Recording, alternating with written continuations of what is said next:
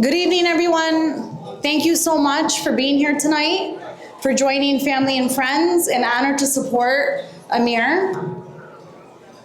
My name is Lola Alzain, and Amir is a very dear friend of mine. So in 2006, I was a very passionate, maybe even overzealous student at the University of Michigan in Dearborn. At the time, there was a war going on overseas, and we as students had a duty to protest on behalf of the innocent, voiceless civilians overseas who were facing extreme suffering by our very own tax dollars. It was that same very year when we hopped on a bus that drove us all the way to Washington, D.C., and I sat right next to Amir Makled. Now, Amir Makled has always been a family friend of ours, but it was that day that he became near and dear to my heart. Amir is one of the most incredible and passionate people you'll ever come across. And it's not because he's kind or he's generous or he always answers your calls, but because he stands up for justice. Amir Makled stands up for what's right. He's always been that person, by the way. And he takes pride in standing up for justice. By the way, he's not motivated by money or fame, but only by doing what's right and being a voice for marginalized communities.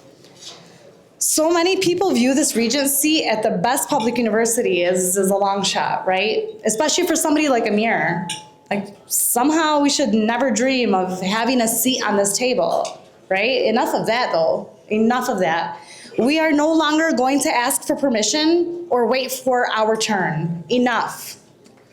And maybe it's because he's not a venture capitalist or an heir to generational wealth. Amir is so much more than that. He is the son of immigrants who came to America and worked every single day to make sure that their kids received an education. And you know what makes Amir different than every other board director or board regent? Is that his story is most like many students that attend the University of Michigan. And the University of Michigan needs to be accessible to all people, and freedom of speech should be protected at all costs. Students at the Dearborn and Flint campuses also deserve a voice at that table. And that is why Amir is who we need now. Education is the vehicle for upward mobility. And Amir at the helm of a public university seat is what thousands of students need right now, especially after being shut out by the elected officials who now hold those seats. Public universities are a public trust, and I trust Amir to represent the people as the next regent at the University of Michigan.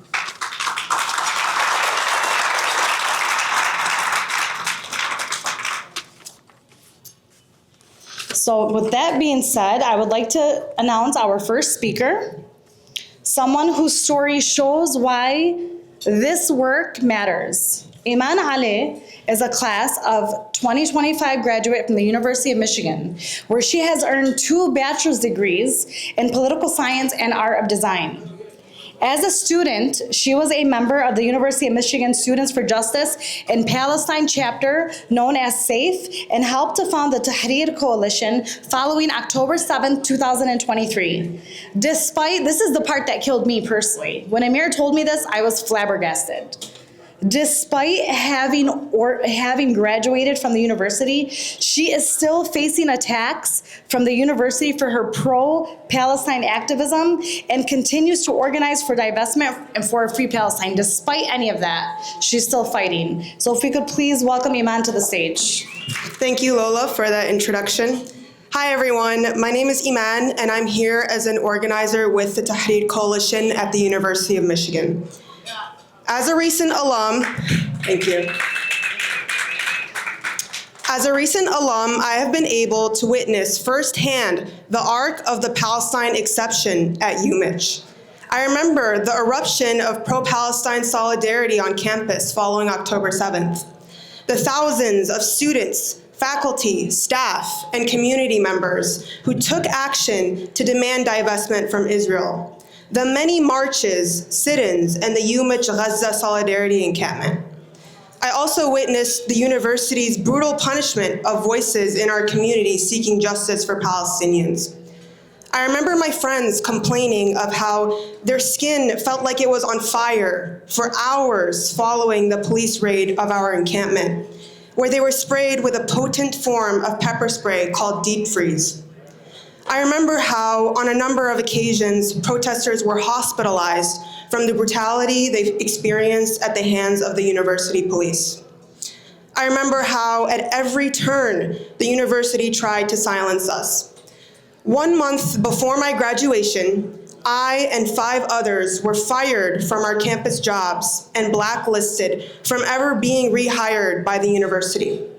Additionally, 2 months after my graduation, I was notified of academic disciplinary charges being alleged against me and have since been banned from ever re-enrolling at the university. Nonetheless, I am proud to say that I and my fellow campus organizers have never given up, and shortly after being fired for our protest, we filed a lawsuit against the university for their employment retaliation and suppression of our First Amendment rights. Over the course of the past 2.5 years, the current administration had us arrested, academically disciplined, doxxed, charged with felonies at the state level, fired from our jobs, and blacklisted from the university. For months, protesters from our encampment fought a lengthy legal battle with the State of Michigan Attorney General's office, facing exaggerated felony and misdemeanor charges. The UMich Encampment 11 spent long days in court for months and months, fighting back against these political charges. Until finally, last May, in a long-awaited victory, the case against them was dismissed. This victory wouldn't have been possible if it weren't for the incredible legal team, including Amir Makled, who worked pro bono for months on end, because they shared in their conviction for freedom of speech and for a free Palestine. Amir, along with the entire Encampment 11 legal team, were a pillar of support for both the defendants as well as our local movement, and worked tirelessly to get those charges dropped. I can confidently speak for all of us in saying that our gratitude for him and for the other attorneys is immeasurable. As we're all here today to support Amir Makled's campaign for Regent, I also want to tell you a little bit about who he's up against. Current U of M Regent Jordan Acker. That's right. Of the entire Board of Regents, Acker especially has further doubled down on his support for Israel since October 7th. In early 2025, he paid a visit to Israel to meet with Israeli President Isaac Herzog in order to reaffirm the university's relationship with Israeli institutions. On one occasion, when a student approached him on campus asking him when he would meet with his students to talk about divestment, he answered, "Never." On his social media, he boasted of his personal relationship with Attorney General Dana Nessel, whilst she was charging pro-Palestine protesters at his campus. He has used every avenue available to him to smear pro-Palestine voices and to deny them any opportunity to discuss divestment with the Board of Regents. Unseating Regent Jordan Acker from his position would be a profound victory for the campus community. Yeah. And we feel confident that he would be replaced with someone who would not only listen to our voices, but would bring our voices into the rooms that the Regents have tried so hard to lock us out of.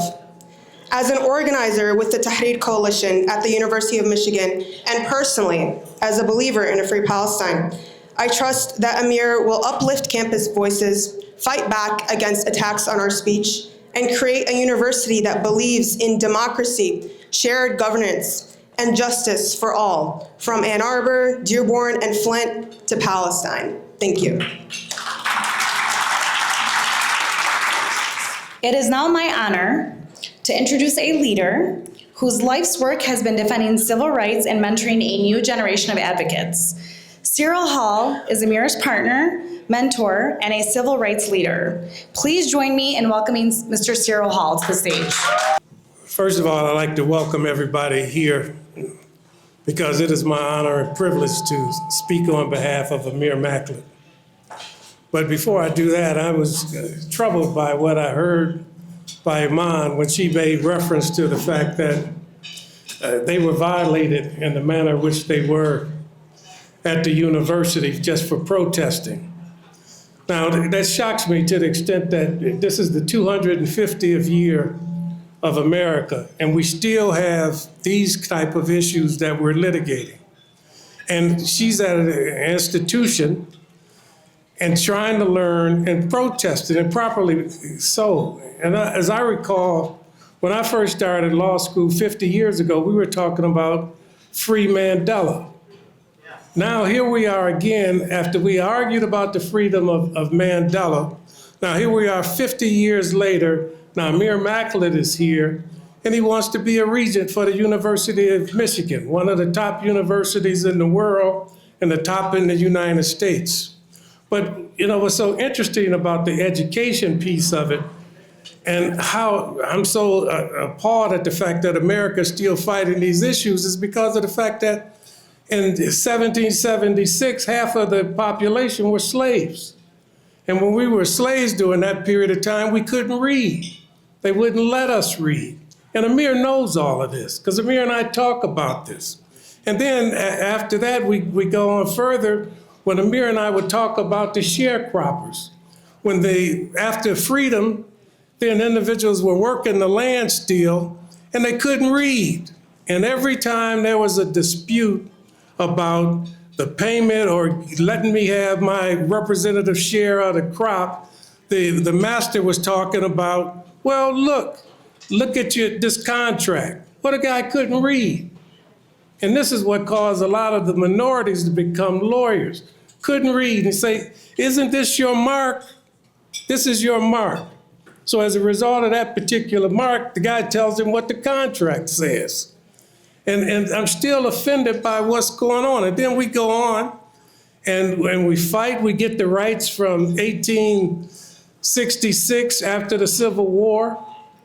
And then when we have those rights, we get Reconstruction. The individuals were doing just like Amir is trying to do, be politicians. Next thing you know, they took that away from them. Because Reconstruction died. And when Reconstruction died, then we suffered with that Plessy versus Ferguson talking about separate but equal. Now here Amir is here to fight about everybody having their right to be at the university, everybody having freedom. He's trying to avoid the situation we're in. They're talking about now about you want to remove certain particular topics like race and all of that away from the institution, and you're not supposed to talk about that, no DEI. Well, it's interesting, and Amir and I, we've talked about DEI all the time. Well, all we wanted to do was, in terms of black people, what we wanted to do, and it affects everybody and every minority, all we wanted to do was say, look, we're qualified, let us in, we're prepared to study. And that's all we wanted to do. And so now what we have is we're continuing to protest, because the whole thing about becoming a lawyer and now Amir being a regent is the fact that it was all protests because we were trying to correct the wrongs. And so we've had these particular problems. Now everything in terms of the pendulum is shifting backward. Now at this point in time, after having some freedom, and as Amir had been in the office, we were talking about all of the busing cases. And then I said, but Amir, remember now, Brown versus the Board of Education was decided in 54. Now in 72, 70, we're still doing busing cases. It took 20 years to try to get that, and now it's all been dismantled. But the interesting thing about it and why I'm here is because of Amir. And I remember it's so strange to me. Amir came to my office when I first came to Dearborn. And Amir said, hey, you have some space for me to work? I said, yeah, come on in, have a seat. Here's your office right here. So Amir started working. But what's funny about it was, I said, Amir, you gotta go to class sometime. Please go to class, man, so you can be here. Amir wouldn't leave. So I would go to court, come back, Amir's still there. I said, man, so I talked to some clients, come back. Amir's still in the office. I said, man, when you going? When you gonna go to class? So I put Amir out of the office to go to the class. But the interesting thing about it was Amir was listening to everything that was going on. Amir is dedicated to civil rights. We would go to Pontiac. He would talk to all the guys that litigated the civil rights cases. And we had a ball and we talked. Amir was like a son to me. And then Amir said, man, I'm interested in it. And I said, well, Amir, this is the stuff like what you were just doing, is what Amir knows, is that you have to do it for free. You'll do it for free because of the protests. You have to fight these issues. It does not require money. We could have done a whole lot of other stuff to make money, but we're committed to the fact that you have to fight these issues. I wish I was 20 or 30 years younger. I'll be with Amir that much longer. We would fight these particular issues and we would continue because there's so much to fight. And I'm so proud of the fact that Amir stands here and is ready to fight these particular issues. Sam's sitting next to him. Sam's ready to fight. But man, Amir is ready. He's ready to fight. He will fight. He's not concerned about any financial aspect of it. All he wants to do is make sure that freedom rings and that freedom continues to ring. And there's so many issues that need to be litigated, so many issues that need to be addressed in the boardroom, so many issues that need to be addressed at U of M. And Amir is the person to do it. He's dedicated to doing it. He's tireless. He will not stop until he gets the job done. And Amir, thank you for everything you're going to do in the future and what you've already done. Well, thank you everybody for being here this evening, and thank you to Mr. Hall. And so I really appreciate the attendance this evening, and I know it's been difficult to find parking, and it's filled. We filled up the place, thankfully. But most importantly, thank you. I'm deeply grateful to the room that's here. I'm deeply grateful to be with so many friends and family and the people that I love and respect the most. And so I want to begin by thanking my parents who are present this evening, and they raised my siblings and I, who my brother's just walking in as well. They raised us to work hard and to stand firm in our convictions. They taught us that our words matter and that justice matters. I also want to thank my wife and my daughters, because they're my heart and they keep me grounded in what's real. When they look at me, they don't see an attorney or they don't see a candidate. They see Dad. I love you. And I look at them and I begin to wonder, what type of world are we slowly allowing to become normal to us? And to my law partner, Mr. Hall, my greatest mentor and the best mentor I could ever ask for, I appreciate you and thank you. For decades, Cyril has stood in courtrooms across Michigan and the United States, and he's doing the hardest kind of work, civil rights trial work. He didn't build his name by chasing attention. He built it by showing up, case after case, trial after trial, and refusing to let power go unchecked. He didn't teach us law, and many of my colleagues in the office are here today, and they'll attest to this. He taught us to have a backbone.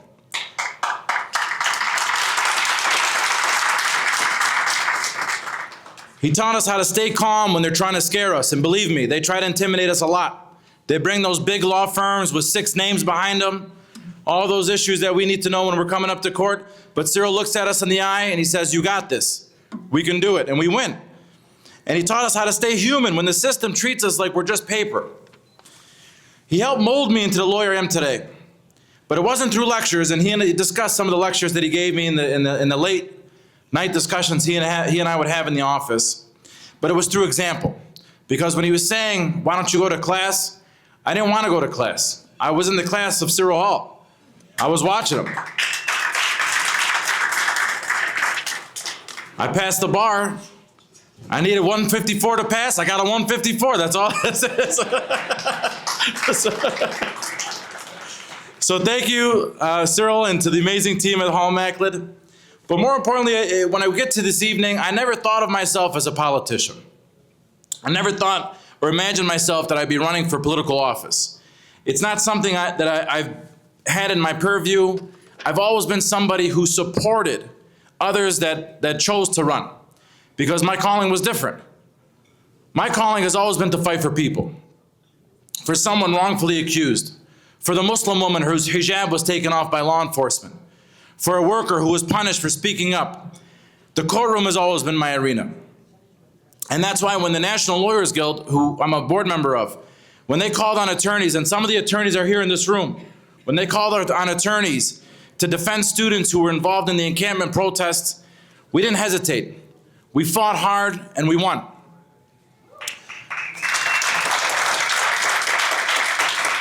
But that case taught me something bigger. Sometimes being a civil rights attorney is not enough. And it's not because the courts don't matter, they certainly do. And it's not because the law doesn't matter, it certainly does. It's because that the fights that you win in court, and sometimes even when you win in court, you can still lose everywhere else. Because institutions like the University of Michigan can lose in a case or lose in a lawsuit when somebody sues them, but they still keep writing those policies, those punishments that punish Iman for continuing to stand up, to still have new surveillance rules. One of my friends is here. He lives next to a board of Regent. They have 24-hour surveillance, paid security that our taxpayers pay for. We still have those same policies. So despite winning in the court, it's those same policies and the culture that board creates that goes on. And until we are on that seat, we're never going to have a change. And this is why I'm running for the board of University of Michigan.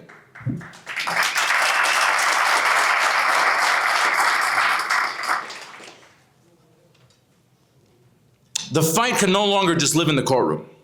We no longer can be reactionary. We have to be at the seat of power.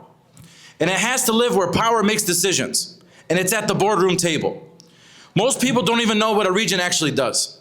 So let me explain it to you. The board is the governing body of the University of Michigan. They hire and fire the president. They approve the budget. They approve the contracts. They set the disciplinary policies. They decide whether students are protected or punished. They decide whether faculty is defended or silenced. They oversee a budget of over $15 billion a year. They oversee a medical system with 11 hospitals and major medical centers across the state of Michigan. They oversee more than 50,000 employees in this state and more than 70,000 students on 3 campuses between Ann Arbor, Flint, and Dearborn. So when Regents makes decisions, it affects our state. And when tuition goes up or down, it was that board that decided it. And when it decides whether nurses are safe at work, whether lecturers have job security, whether graduate workers can organize, and whether students can speak without fear. That's why this race matters. My relationship with the Michigan institution is personal. Some of my friends are here from when we went to University of Michigan Dearborn. It was a campus that was built for working class students, commuter students, students balancing their job, their family, their school, and that's where I learned what it means to fight for access and affordability. I was a student senator. I didn't complain about the affordability. We organized as a student government. We went along with my fellow students, and some of them are here today, and they can attest to this. We wrote to our government leaders, our state representatives, our US Senator. We pushed this issue of affordability and tuition hikes all the way to Lansing, and it was under Jennifer Granholm, the governor at the time, that our advocacy as students kept tuition increases at or below the rate of inflation.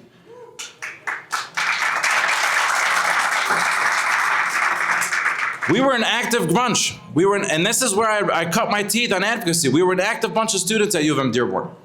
We also had little alternatives, like the University of Michigan Dearborn Book Swap. And that was just a student-led marketplace because the bookstore had a monopoly on where you could buy your books. And so we organized as students, and we created an online book swap. And Dave Kniezek could attest to this. He was there when we did that.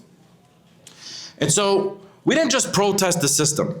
We looked at it and we proved that we could work differently. So after I graduated from U of M Dearborn, I went into law school. I went to Wayne State, one of the finest institutions, and my brother, Sharif Akil, is present this evening, and he's running for the Wayne State Board of Governors. We need to support him as well. And when I walked through those doors at Wayne State, they have a beautiful center there. It's a Center for Justice and Civil Rights. It's called the Damon J. Keith Center for Civil Rights. And so I saw a quote that's plastered along the wall in the Center for Civil Rights. And it says, "Democracies die behind closed doors." And so Judge Damon Keith was a legendary Detroit federal judge, one of the nation's greatest civil rights jurists. He wrote these words, "Democracies die behind closed doors," after September 11, when the federal government wanted to hold immigration hearings in secret. He warned that when governments lock people away without sunlight, without accountability, without the public watching, democracy itself is in danger. That quote is not history. It was a warning. And that warning became personal for me last spring. Because when I was returning from a family vacation, I was detained at the Detroit Metro Airport with federal agents. I was separated from my wife and my children. And they started asking me about my legal work. They started asking me about my phone, pressuring to show them my communications, my client information, but without even a warrant. And I'm a US citizen and I'm an attorney. And I was treated as if I was a threat because of who I represented, because of the positions that my clients changed, and I chose to take on cases that were controversial. And they were asking about the cases at U of M. That's the power of overreach of this federal government.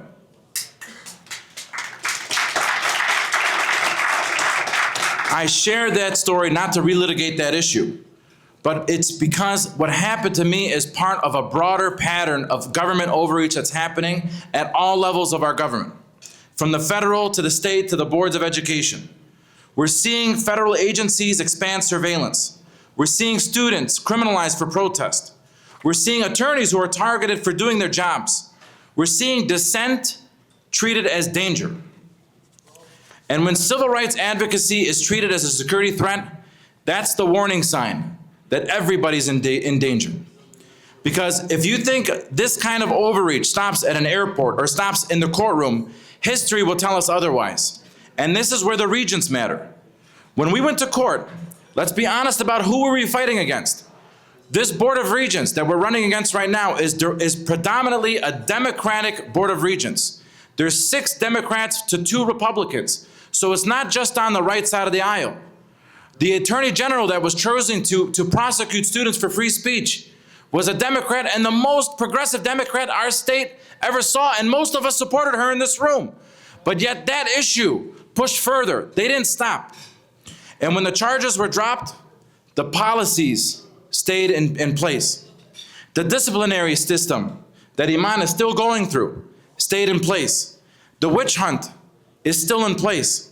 And so just last week, I went to campus with our Congresswoman, Rashida Tlaib.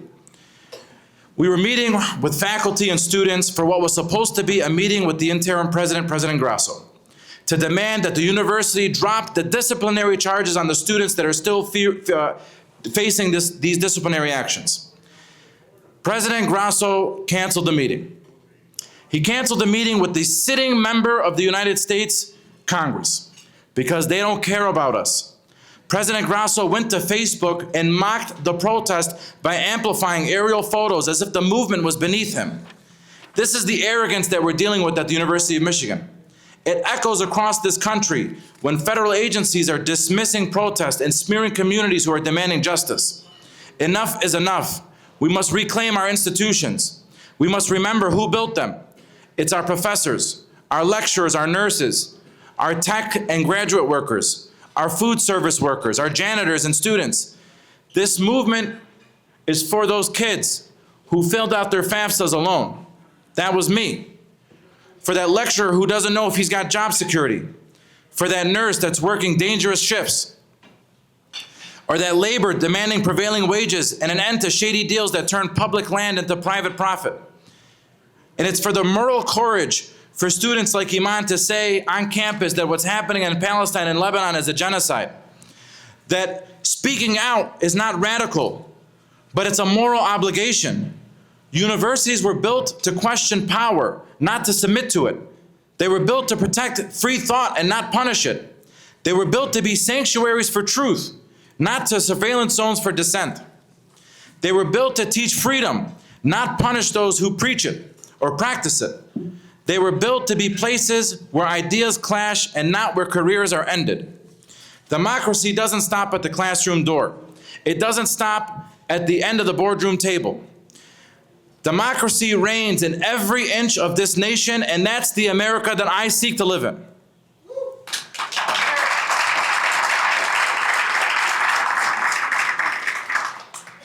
Now, I want to be very clear about this election, because it's different than any election you guys have ever participated in. Because a lot of you will tell me, I want to vote for you, or I'm going to vote for you. But this isn't a regular election. There's one day to vote. There's one location to vote. And you have to be physically present to vote. You must be a member of the Michigan Democratic Party. And so there are people here from the People's Coalition. Erica's here, and she's signing people up to become members of the Democratic Party. You must be a party member for at least 30 days before the convention. So March 18 is our deadline to sign up to be a party member. And April 19 is our convention. And that's when the Democratic Party elects the nominees for the Board of Regents. Now, we've talked a little bit about who we're running against, right? And so we need people to show up. There's no mail-in ballot. There's no online vote. If you're not in that room, you don't have a vote. And so when people say, I'm going to vote for you, what I need to hear from everybody is, I'll be there. Thank you. Because this race is not about popularity. Thank you. This race is not about, it's about who shows up and why it matters for everything that we're trying to accomplish. Because I can defend students, but I want a university that doesn't need an attorney to speak.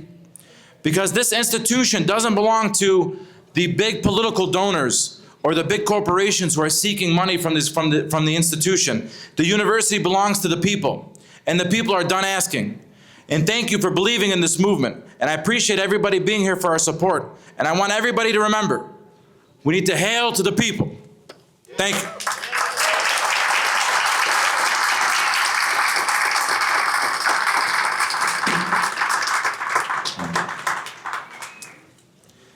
I want to introduce my last friend here who's been an activist on campus. Lolo, come on up here. He's been an activist for 50 years. He just wants to remind everybody what it is to be an activist and how long this struggle has been. And so thank you. Thanks. My name is Greg Krupa. I wrote for the Detroit News, and I covered the urban Muslim communities from September of 2001 to 2009. You may remember me. Before that, now it's going to sound like I'm boasting. I'm not. I just want to set the stage for why this is so important. In 1974, I left Cass Technical High School in Detroit and went to the University of Michigan. The first thing that happened was an awareness that the university was heavily invested in South Africa, propping up the South African apartheid regime. Students worked against that. I worked against that as editor of the Daily when we ran 2 stories a day about this on the front page. And when we went to the Board of Regents and said, if you're not going to divest from South Africa, at least let the Michigan Daily take our money out of your investment fund. We tried to get to the ACLU to sue them. They did not. Also in 1970, 15 years later,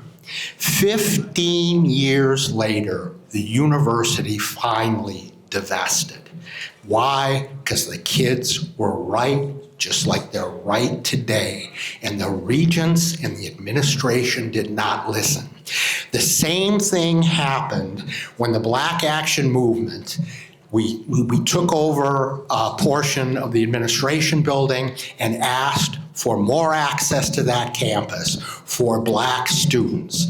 We are in the neighborhood of the city of Detroit, and at that point there was 3% Black students on campus. They wouldn't do that either.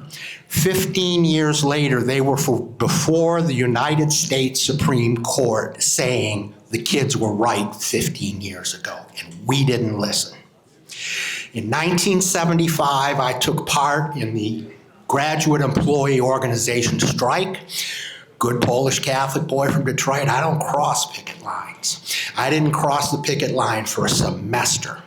That stuff is still going on 50 years later with the GEO because the regents and the administration will not listen to us. As editor of the Daily, I was visited by Israeli intelligence telling me to stop writing about my stuff about Palestine. 50 years later, they are protecting Zionism on that campus. They won't listen to arguments about rurality. They are exerting the Palestinian exception. The state attorney general dropped charges against these students.